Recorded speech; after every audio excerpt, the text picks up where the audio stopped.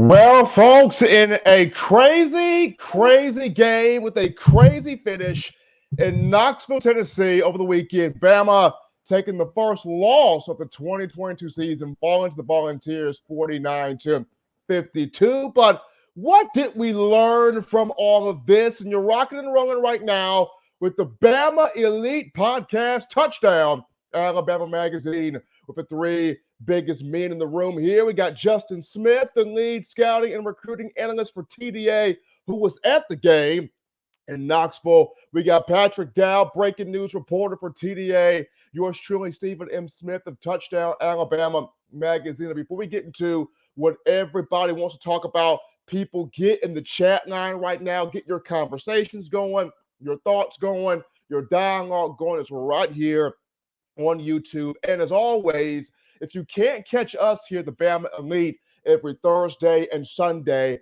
then you got to check out the Big Game College Football Podcast Network and audio stream for the best college football coverage in the South. So if you can't catch us here, the Bama Elite, definitely check out the Big Game College Football Podcast Network and audio stream. Well, Pat, man, insane stuff happening over the weekend. Goalposts were taken down.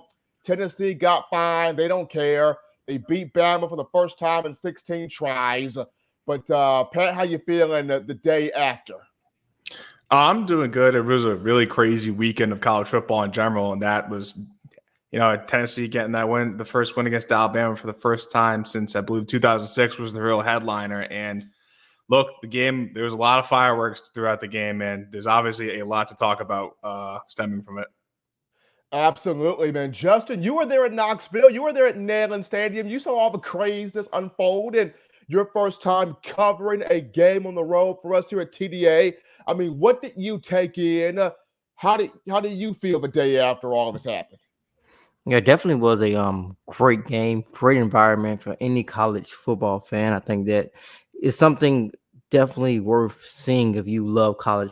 Of course, Alabama fan hated seeing Alabama get defeated by Tennessee, but watching a team fans so joyful, so excited, running on the field, tearing out goalposts, the excitement that just rang through Knoxville on our way out, just constantly hearing the F-bombers and the go Vols and the excitement, them, like I said, tearing down the goalposts with Dixieland Delight playing in the background. So it was quite the scene in Knoxville, but there's so much to dive into in this game, and that's what we're going to do today, and I'm excited to do it. Absolutely. So we're going to start with this, guys. I mean, is it me or is this the most undisciplined team in the Nick Saban era? Because never have I seen penalties like this. I mean, normally when you talk about Alabama under Nick Saban, they're not going to beat themselves, right? If you're going to beat Alabama, you're going to have a superhuman effort. And if you beat Alabama, it's because you beat Alabama, not due to Alabama helping out with penalties. And we saw this against Texas, 15 penalties. Alabama still escaped with the win there against Texas. Against A&M, I think it had 10 or 11 penalties that game. Found a way to win, but against Tennessee, I mean, Pat, a school record, 17 penalties for a loss of 130 yards. And it seemed like with each mistake, Saban got even more and more unglued there on the sideline. Just never in my lifetime I've seen an Alabama team of penalties at just the wrong moments and times. Never have seen this team as undisciplined as we're seeing it right now, Pat. No, and I honestly, I kind of feel like we have this conversation. We've had this conversation for over like the past 3 years that this is the most undisciplined Alabama team, because last year, and this is just kind of a common theme now, Alabama doesn't function well on the road. This group of players just does not. They whether it's the false starts, the penalty, that's so many penalties throughout the game. Like you said, 17. I think the offense had 9 alone. So it's really a concerning thing, because this is not stuff that Alabama is typically known for. Like you mentioned, beating themselves, and they really did beat themselves on a lot of occasions. They had the game won, but they had a pass interference call, which is I know it was a very controversial call, but there was contact down there. But either way, yeah, Alabama on a lot of occasions when just kind of beat themselves. And look, you gotta give props to Tennessee too, because their offense, I mean, they can play ball, man. Josh Heupel has those guys going. Yeah, I Justin, think what do definitely you think, some. Justin? Yeah, definitely some undisciplined things going on, especially on the offensive side of football. False starts, of course, you can sort of give some of that to the crowd, but they've been in hostile environments a couple of times this season. You should be more prepared, especially on false starts and even some delay of games. Trying to get set that seem to affect them as well. Of course, you can attribute that somewhat to the crowd, but of course, you've been through that at this point in the season. It should be fixed. You should be more disciplined. So yeah, I think it's definitely one of the more undisciplined teams of the Nick Saban era. Those pass interference calls are usually kind of iffy. You're in the mix. A lot of times they're 50-50 in a lot of ways, because you saw a lot of times where Alabama might have should have gotten a pass interference call in the game. So pass interference calls are usually kind of iffy. But yeah, this team is really, really undisciplined when it comes to those penalties. Like I said, I think that is where most fans were criticizing the refs was on like those pass interference calls, those type of calls where it's like usually 50-50. Most time when pass interference call, they're going to say we didn't do it, and the other team will say, yeah, you did it. So yeah, those are 50-50. But yeah, they got to fix some things specifically, I think, on those offensive penalties. Also some offsides on their end as well. So along the front, yeah, fixing those things, yeah.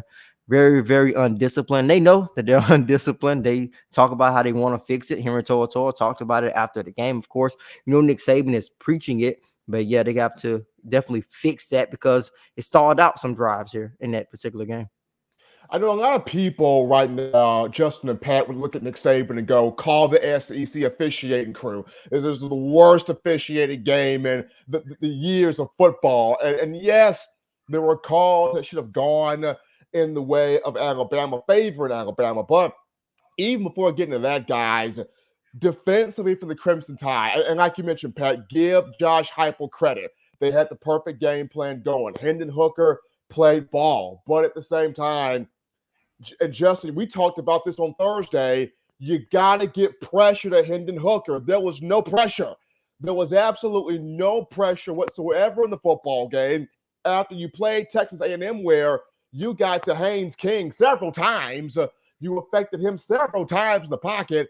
Hendon Hooker got sacked once by DJ Dale, and Dale got backed into the sack. So you get sacked one time by DJ Dale. You had only two tackles for loss. You had no quarterback pressures. Will Anderson was completely neutralized. The one play that the cheetah package made, it was a missed handle on the exchange between Hendon Hooker and the running back, and Dallas Turner picks up a fumble for a touchdown. That's basically it. You had no Hendon Hooker was able to sit back there and play pitch and catch all game long. There was no pressure from anybody. I mean, Justin, you were right there seeing that. I mean, how surprised were you? Because, I mean, like I said, you were able to get pressure on Haynes King all night just the previous week, and you couldn't do that on Hendon Hooker. Yeah, like I said on Thursday's show, I said that is going to be the thing that I think is going to change this game. Just you saw Tennessee earlier in the season. That is where Hendon Hooker was doing. If you give him time to work and look over the field, he's going to be dynamic. He has a great set of wide receivers. Now Alabama definitely knows that the way Jalen Hyatt ran past them the entire game. So you definitely had to get pressure on Hendon Hooker, but just taking a look at the way Alabama defended them for a large portion of the game, they only rushed 3, and 2 of those guys were their interior guys. And we talked about it. Alabama's interior defensive linemen are not particularly great pass rushers, and I think that came to the forefront. And it was basically when you're rushing 3 against 5, you double team Will Anderson, double team the other guy. Like we said, the other guy is not a dominant pass rusher, and that pretty much told the tale of why they were not getting any pressure. It got to the point where they were dropping 8. Dallas Turner was dropping back in coverage. Will Anderson was rushing alongside different combinations of like DJ Dale, Jamil Burrows, Jaheim Otis, and those guys were getting absolutely no pressure at all. I think Hendon Hooker could have went home and came back and still had time to throw the football. He just had all day to just throw the football around, and that pretty much, like I said, told the game. Yeah, this doesn't look great for me. I know I said last week that I kept my stock in Pete Golding. I'm not completely selling it all, but that was pretty bad from a defensive performance. And look, rushing three guys against Hendon Hooker. You kind of have a little bit of a choice. You either have to play it safe and get pressure, or you have to send more guys and get pressure. But that either way, it requires you to cover on the back end, and they did not. Jalen Hyatt did whatever he wanted. He was wide open on several occasions. The guy caught 5 touchdown passes against Alabama's secondary, and it was really I think Kool-Aid McKinstry was targeted once during the game, so he can be taken out of this criticism. But that was amongst the worst secondary performances I've seen in a couple of years from Alabama. Pat, I'm going to say this, Pat, that the fact that Jalen Hyatt's not even their number one. No, their number one didn't even play. Their number one, Cedric Tillman, is out with an ankle. He doesn't even play. So you get burned by the number two. The number two guy basically destroyed Alabama's secondary. It set a Tennessee record against Alabama's defensive secondary. DeMarco Hellams got cooked to bits, all game. Malachi Moore got cooked on a play.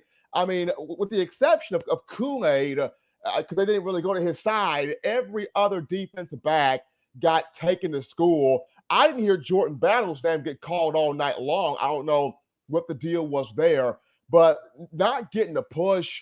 Secondary did not play well at all in this matchup. You give up 52 points here. I mean, you got people asking, was Pete Golding left at the Tennessee River? Did he get on the team bus? Did he not get on the team bus? Because this was not what you wanted to have happen. And we'll get to Bill O'Brien, I guess, later. But sticking with the defense first, I mean, Justin, to me, and I'm watching this from the TDA watch party, it's when you're not getting no pressure, and after the first touchdown that Hyatt scores, why was there not an adjustment made to bracket him? Something.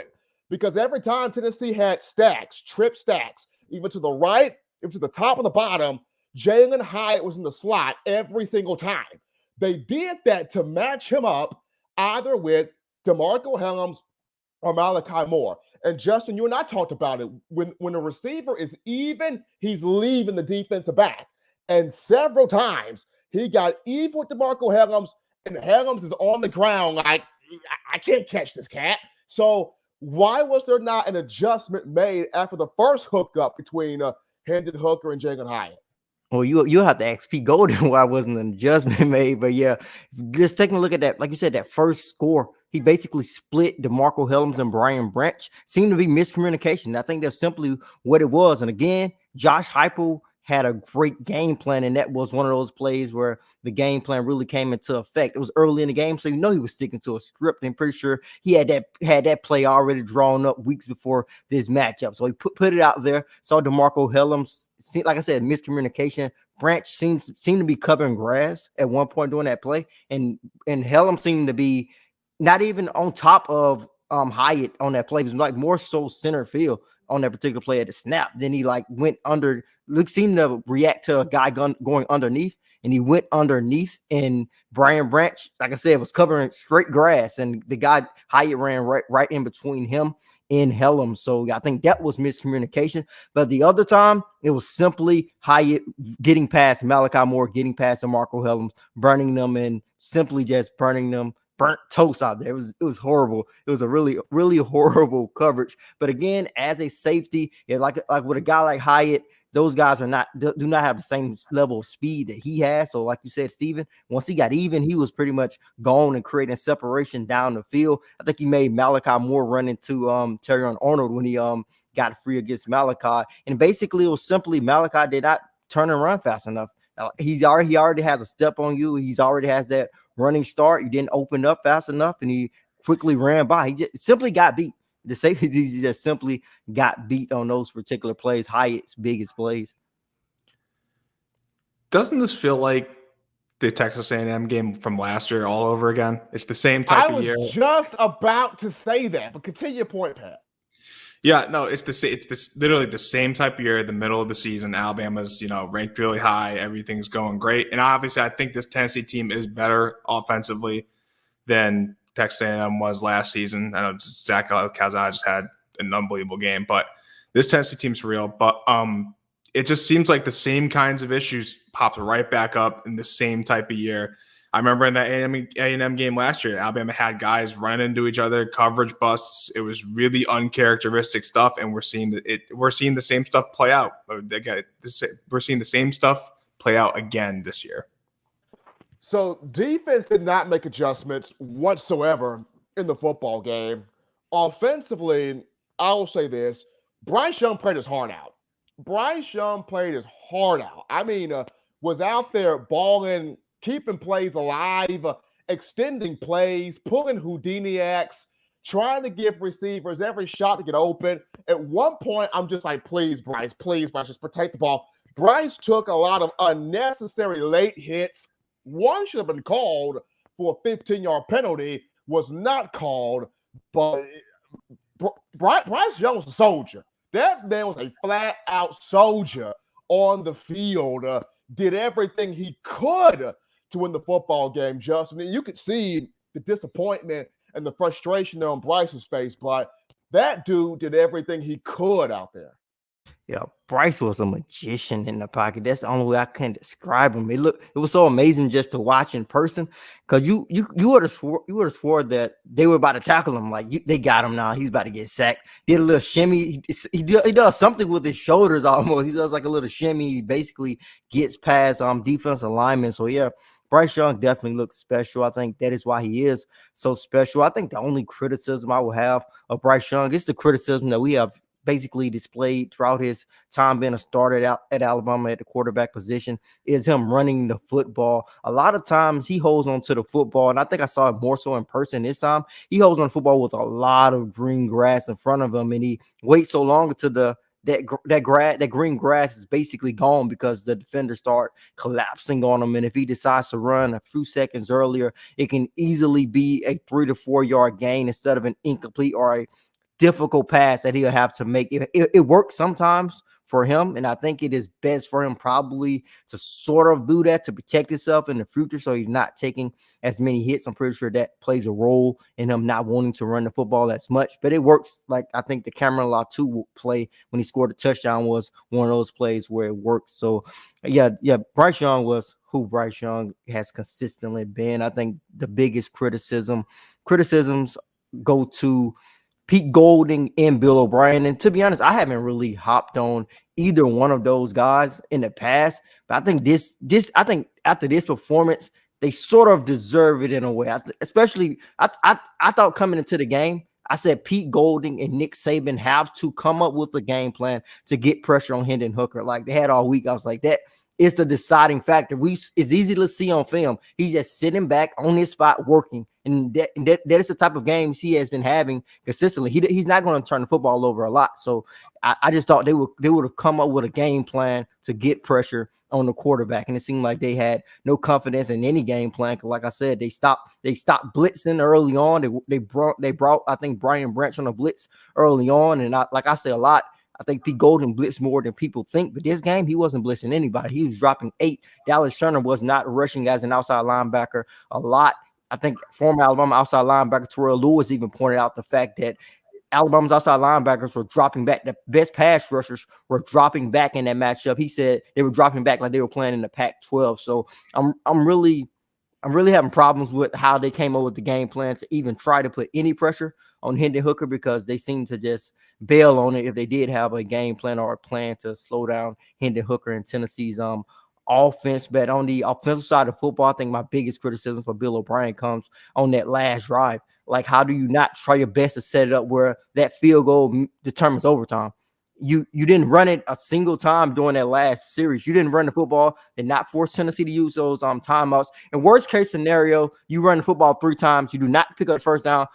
All Tennessee's timeouts are gone. That way, if you do turn the football over, they don't have a timeout to work with. So I was really, the time management on that last was horrible. Yeah, just to piggyback off that, I can't believe they didn't run the football on first down with 30 seconds left after they picked up the first to the Tennessee 35. Force them to use their timeouts, and when Will Riker goes to kick, he kicks with no time remaining. Just if he makes it or misses it, if he makes it, game's over. If he misses, you just go to overtime. They don't even have the opportunity. And it seemed like it was almost a designed throwaway on first down. If it's just something quick, or I don't even know. That perplexed me, and I'm with you, Justin. I haven't been the one to necessarily hop on, the play caller, get on the play calls and necessarily like that. I mean, look, at the end of the day, Alabama still scored 49 points in this game. A lot of it had to do with Bryce Young and him being a magician and throwing for 455 yards. If he was hurt, I couldn't tell, because he looked the best he's looked. But man, like that time management, like we mentioned at the end, that wasn't good. And those is just another one of the many mistakes Alabama made during this game. I just want to point this out, because I know Justin, you and I are about tired of talking about this, but I gotta bring this back up more time. The wide receivers again. And I mean, Ja'Cory Brooks flashed some good moments. He did. Isaiah Bond had a couple of catches. He got hit. His face mask got grabbed. That should have been called. Wasn't called. We saw Trayshawn Holden with one good play and then disappears. Cameron Latu probably had the best game aside from Kobe Prentice. I mean, Latu had made some big plays. Kobe Prentice made some big plays. But the point is, I mean, is there not anybody on this team that can take over a game from the wide receiver standpoint? And I'm starting to look at the fans. Is Tyler Harrell real? Because we're waiting on him to take the field. I mean, he hasn't taken the field all season. Where is, if I have to go Dora the Explorer here, I mean, ¿Dónde está? Where is Tyler Harrell? I had to speak Spanish there for a whole minute there. But the point being here is, and I know you mentioned Justin is going to be wide receiver by committee, and it's tough because you don't know who is going to be that guy that can finally show Bryce Young, trust me, get me the football. I can get it done. But take it away there, Justin.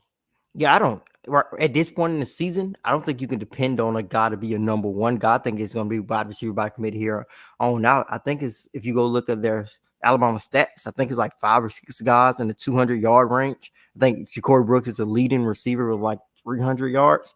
So I guess we take a look at that. I don't know what to expect from that wide receiver room. I don't think you have a single guy you can lean on consistently.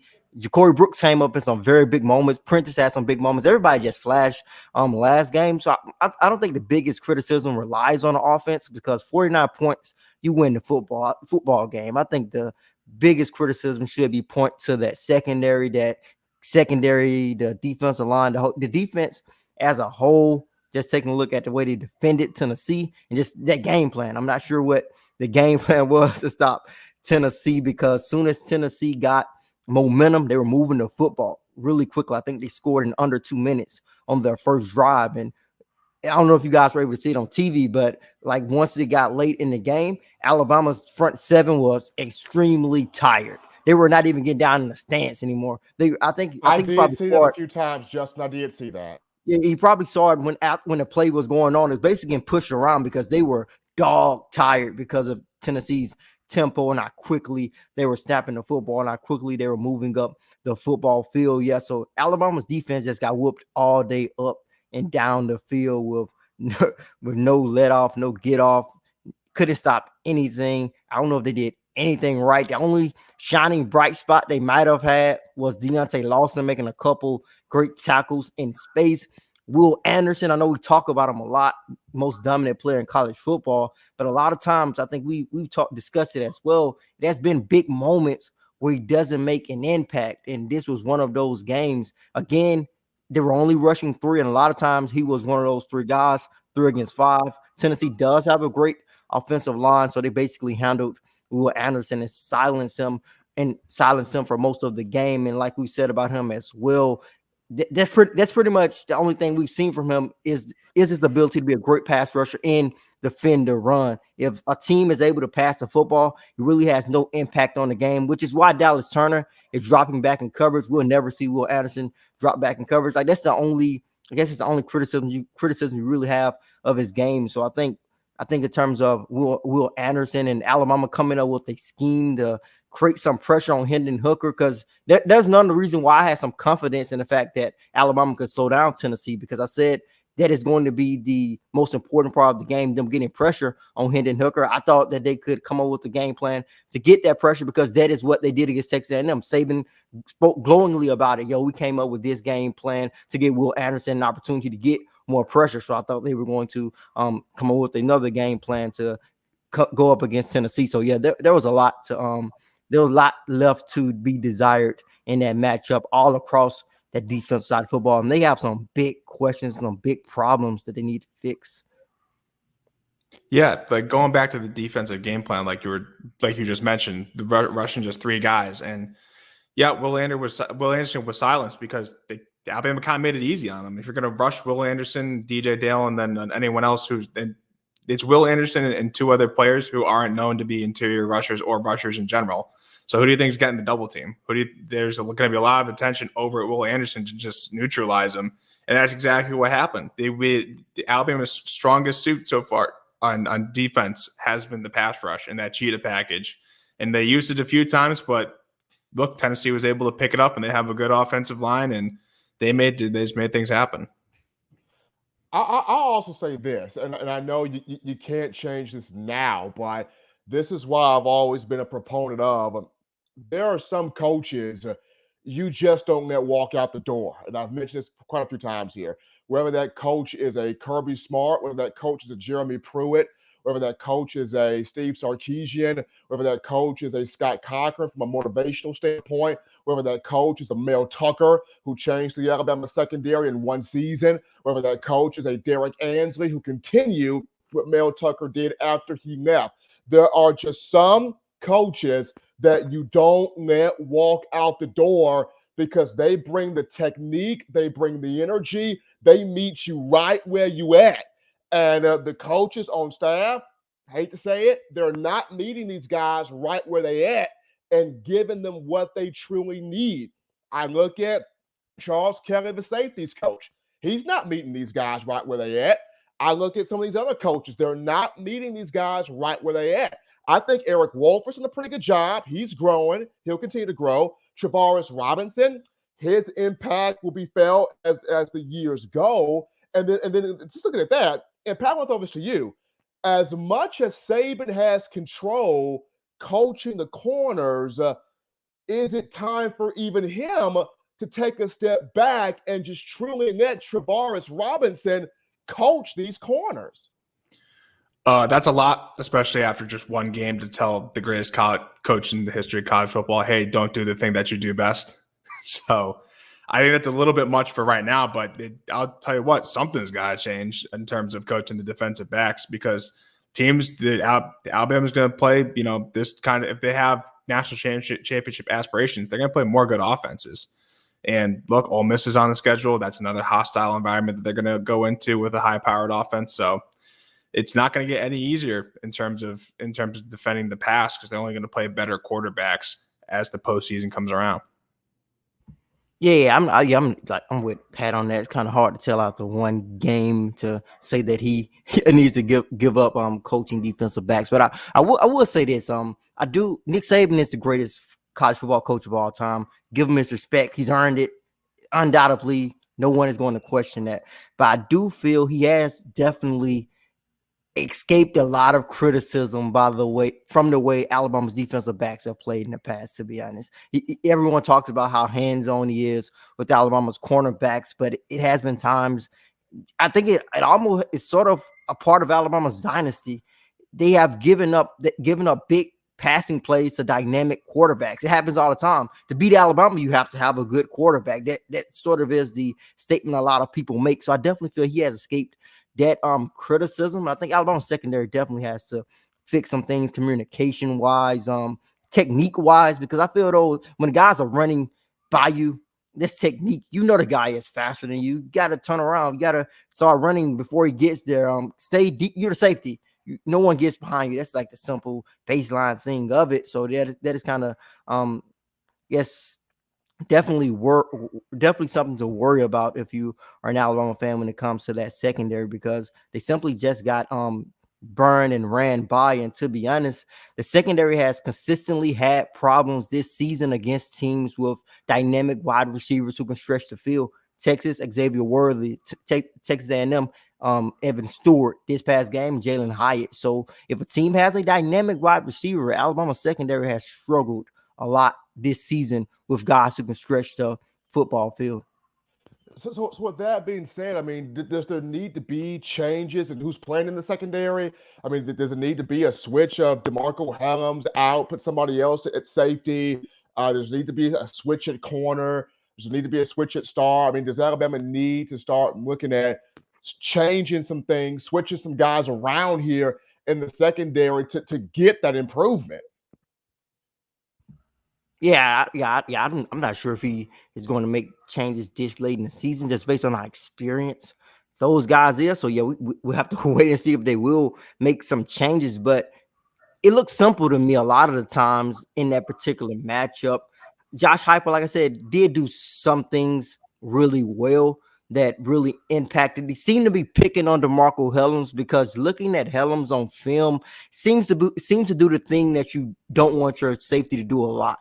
His eyes is like in the backfield a lot, because I think he's more of a hitting safety coming downhill. He's a dime linebacker. He's not a safety. He's never been a safety. He's a dime linebacker.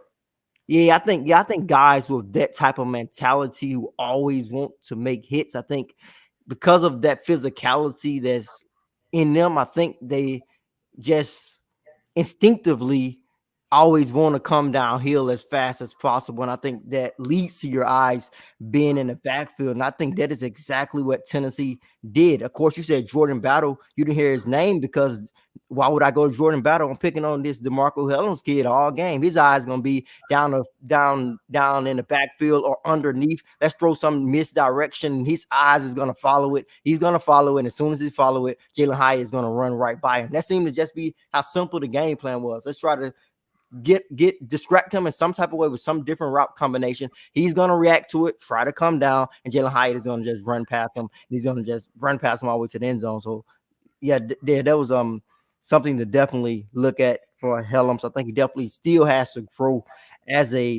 grow in pass coverage. Like you said, I think his biggest strength is his ability to come down and help and run support, make some big hits. And I think, unfortunately, that puts him in a position where I think his eyes is in the backfield a lot, or just looking underneath, trying to make more plays underneath than over the top. Specifically, that first play when Jalen Hyatt scored his first touchdown, Helms came down and gave attention to the guy going underneath, going across the field. That is when he split him and Branch.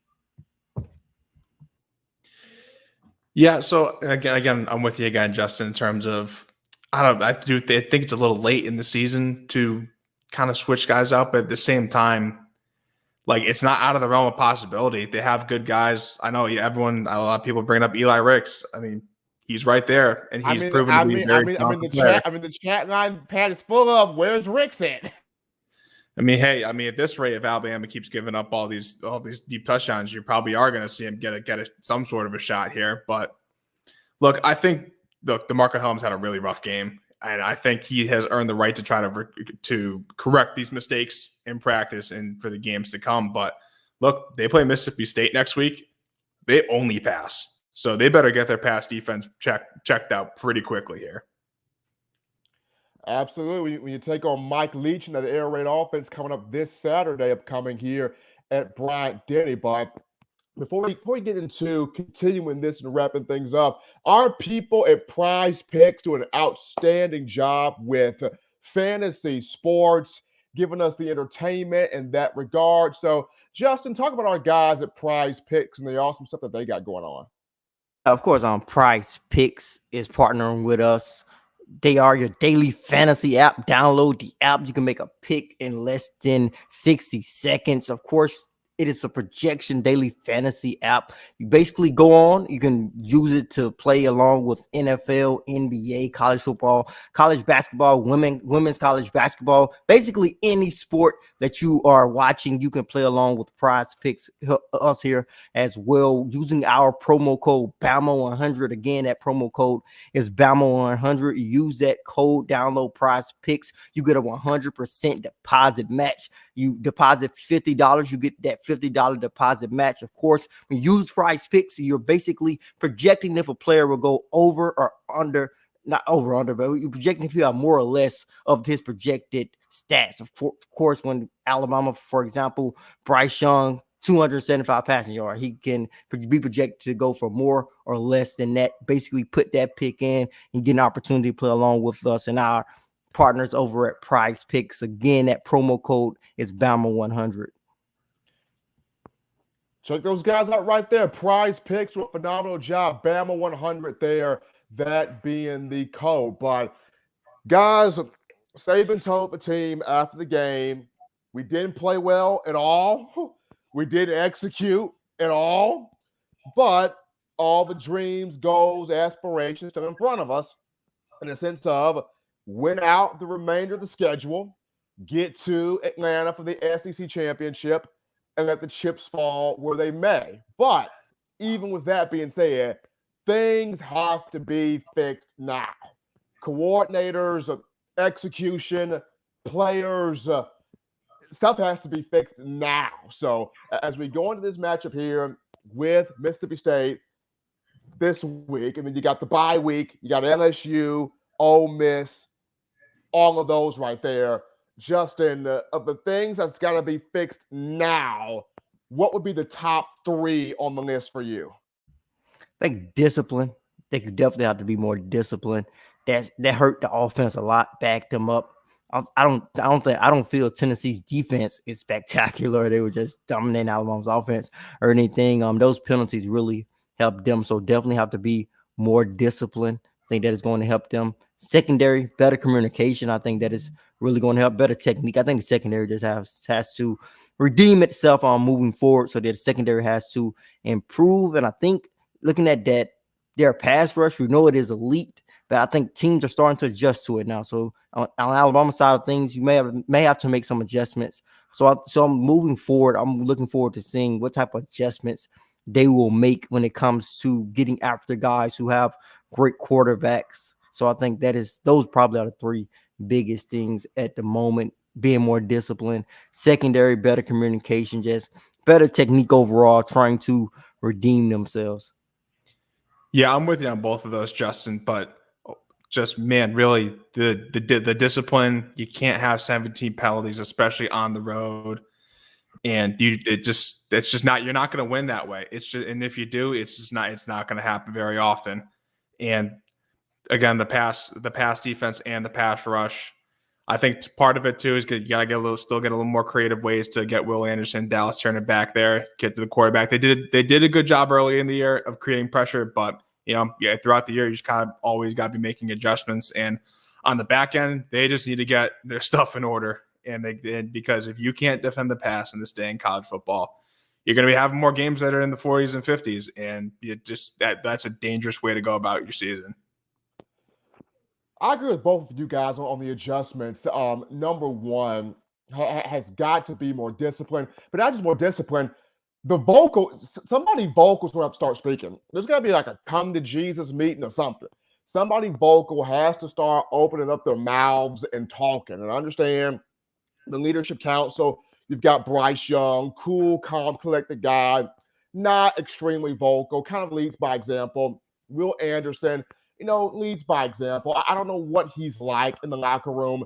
Henry To'o kind of leads by example. DJ Dale, the same thing. Jordan Bell, the same thing. Where are the guys that's going to get in your face and be like, either you're going to get right or you're going to get left? Like, where are those guys speaking? So you're going to have the discipline one, but right along with that, come to Jesus meeting's going to have to happen where somebody is going to have to get really, really, really vocal here where this team is concerned. That's number one.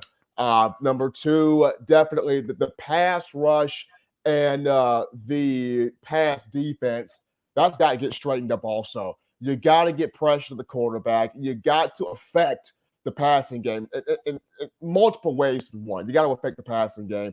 And secondary is going to have to seriously get itself aligned. Number three, if it's time to play some young guys, play some young guys. That's me. If the young guys are saying, we ready, we snatched the throne, let the young guys snatch the throne and just deal with what you got to deal with. If the veterans aren't getting it done, We have seen Saban do this. If you're a veteran, I don't care if you're a junior, senior, graduate student working on your 18th PhD. If you ain't getting it done, pimp juice, you ain't getting it done. And get one of these young cats in here ready to snatch the throne and playing like they're ready to snatch the throne and just deal with the little bumps and bruises that they have to go through in terms of the learning curve.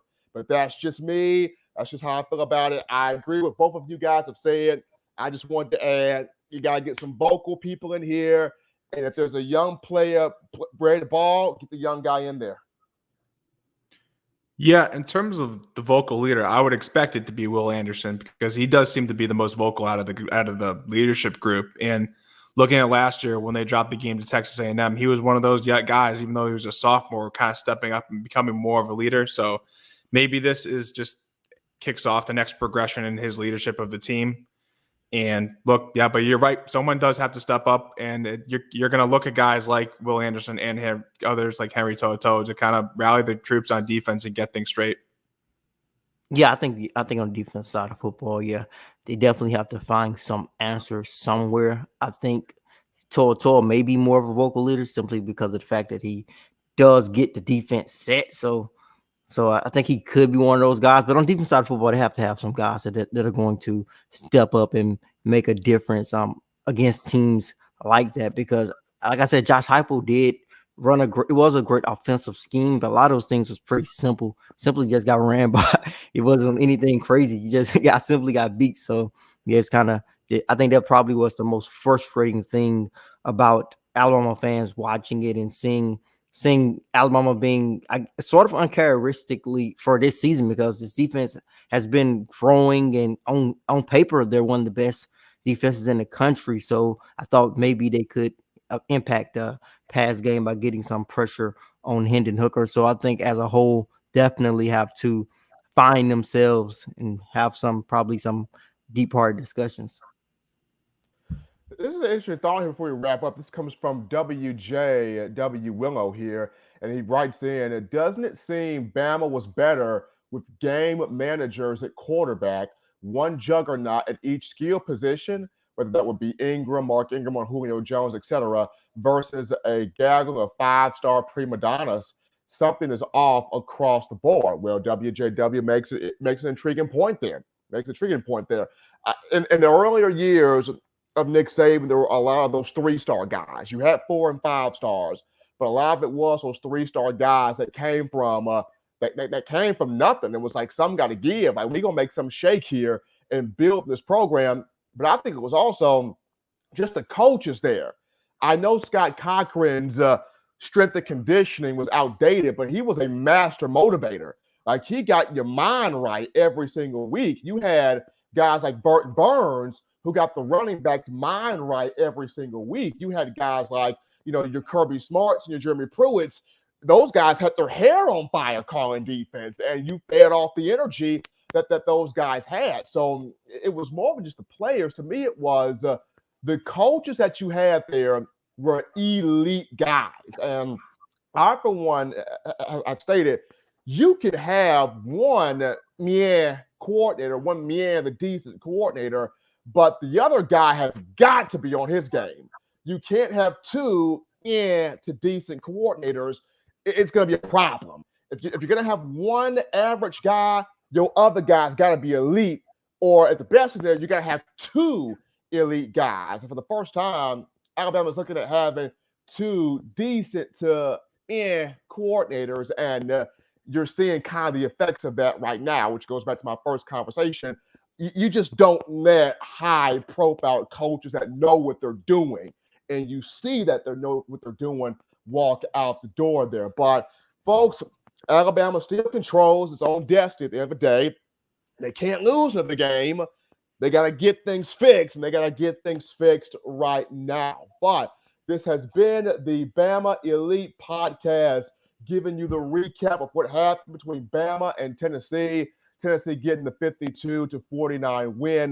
For Justin Smith, lead scout and recruiting analyst for TDA, Patrick Dow, breaking news reporter for TDA.